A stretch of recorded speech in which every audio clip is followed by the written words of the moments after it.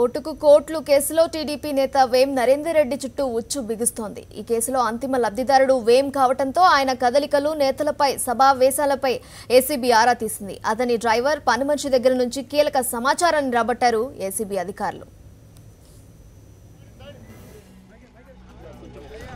ఓటుకు కోట్ల వ్యవహారంలో టీడీపీ నేత వేం నరేందర్ రెడ్డి చుట్టూ ఉచ్చు బిగుసుకుంటోంది.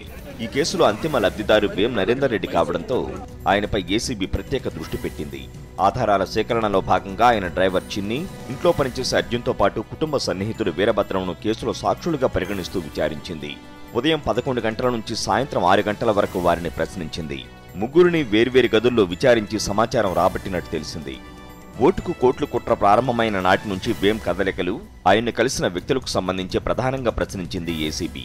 మండలి ఎన్నికల్లో ఎమ్మెల్యేల కొనుగోలు వ్యవహారంలో పలువురు ముఖ్య నేతలతో వేం సంప్రదింపులు జరిపినట్టు ఏసీబీకి ప్రాథమిక సమాచారం లభించింది. దీనిపై డ్రైవర్ చిన్నీకి కీలక ప్రశ్నలు సంధించింది ఏసీబీ. ప్రధానంగా మే 30, 31 తేదీల్లో వేం ఎక్కడెక్కడ పర్యటించారు, ఎవరెవరితో భేటీ అయ్యారనే అంశాలను ఏసీబీ ఆరా తీసింది.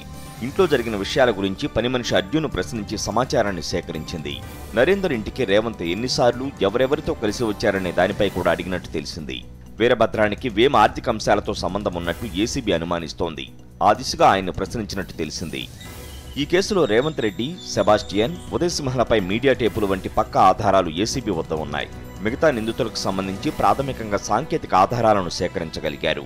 మిగతా నిందితులు, అనుమానితులపై చట్టపరంగా చర్యలు తీసుకోవడంతో పాటు నేర నిరూపణకు ఏసీబీ వ్యూహాత్మకంగా వ్యవహరిస్తోంది. సాక్షి న్యూస్, హైదరాబాద్.